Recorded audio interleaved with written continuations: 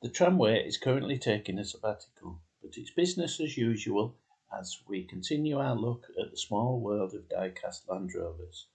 In support of the videos, we also have a website which is packed with useful information, and also why not join our brand new Facebook group where we discuss all things to do with the small world of Diecast Land Rovers.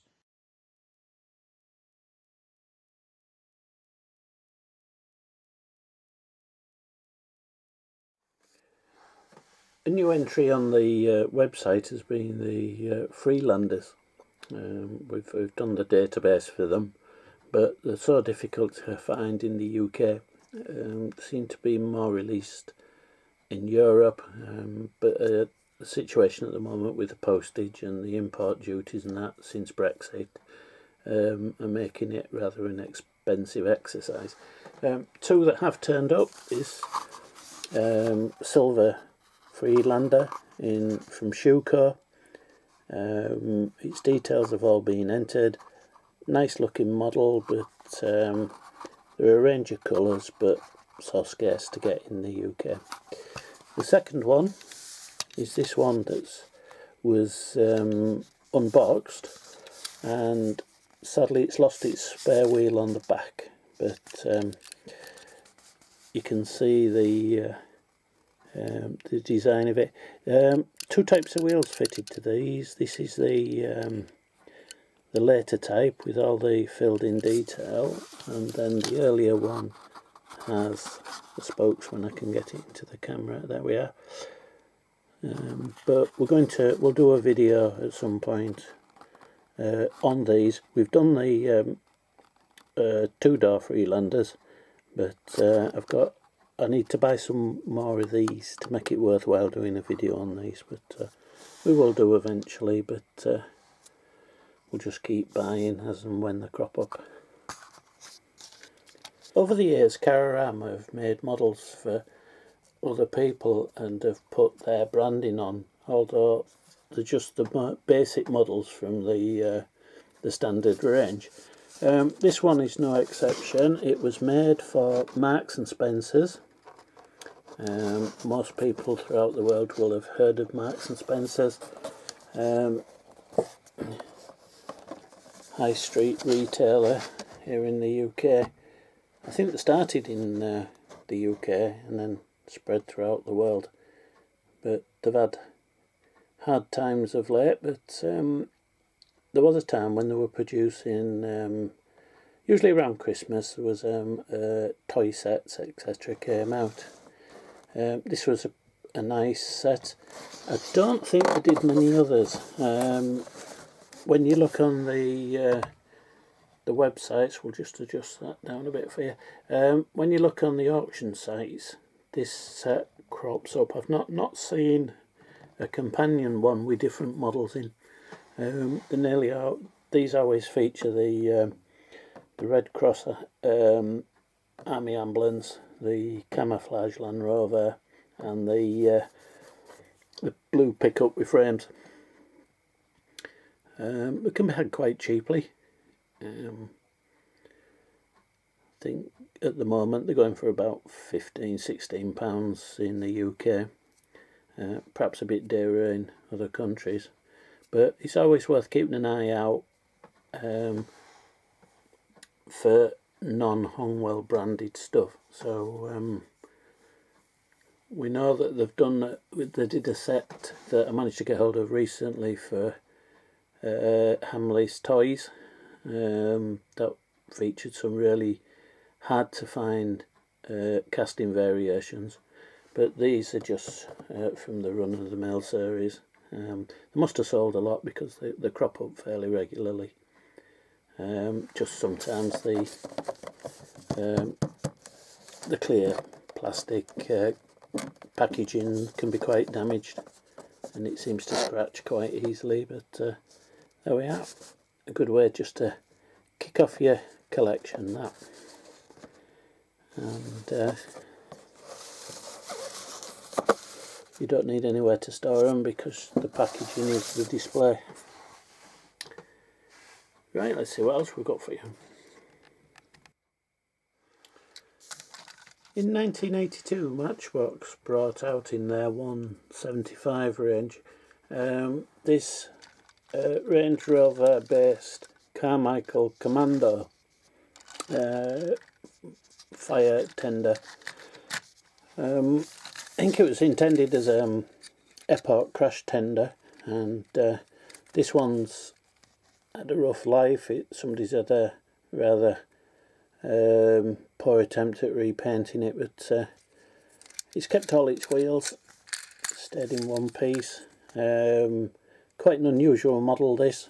I don't know how many versions they did, but lots of equipment depicted on it. I presume there was a couple of beacons on top, flashing lights, or water cannons or something like that.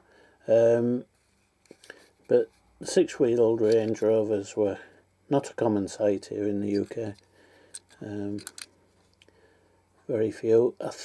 Very few were built. I think they were built by a third party who took a standard vehicle and converted them. As to whether Land Rover actually did any themselves, I'm not really sure on that one, but a nice, unusual model. Just a shame it's been painted. They crop up from time to time, so they must have sold in quite large numbers, and some of them are in really good condition. But this one's obviously been well played with, and it's had some form of a repaint at some time. But yeah, nice unusual model.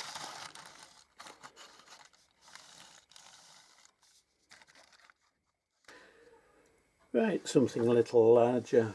It seems to have been a lot of Freelanders in this episode, but here we have a Virago Freelander, 1/24 scale. I apologise if you can hear the next door's kids playing, but it's a glorious day outside, so can't begrudge them a bit of time in the sunshine. Normally Virago used to put a code number, 0 whatever number, but it didn't on this one. So all it says is Virago Land Rover Freelander 1/24 scale, made in Italy, and it's in the pale metallic blue. This one, rather nice model. Features steerable wheels. No opening bonnet, I'm afraid, which is a shame, but nevertheless. Let's have a look inside. There we are, all the detail,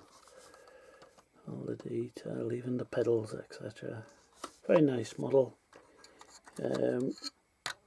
I mentioned a while ago that I used to collect, I started off collecting 1/24 scale rally cars, and I liked that scale because you could get lots of detail. The 1/18 scale, beautiful models, but A, they're so big that you quickly run out of space, and B, I'm a Yorkshireman and the price tag on them was beyond my means at the time, so I'd sooner have 2 or even 3 of these than 1/18 scale, so that's the route we went. But nice vehicle. Virago did do some nice vehicles. The main competitor at the time was Polystill, but they were even better, but they were reasonably hard to find here in the UK. Virago were far more prevalent in the shops, and they seem to bring out new releases at a regular intervals. So as a collector, there was always something new to add, and the toy shops were glad to sell you them, I'm quite sure. But yes, nice looking vehicle, that one, and a bit reluctant to part with this because it's such a nice vehicle, but we'll see. Right, I think that's probably it for today. we've done quite a bit of videoing, and I'll have to edit it all down so as to what format they'll come out in. I don't really know yet. The eagle-eyed at the back, we'll see. I haven't got round to doing the putting the decals on the red Defender there, the Teamsters one, but we'll do so. But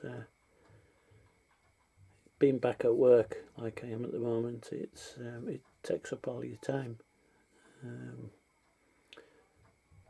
But as I've said before, retirement's not far away, so I've plenty of time for projects, he says.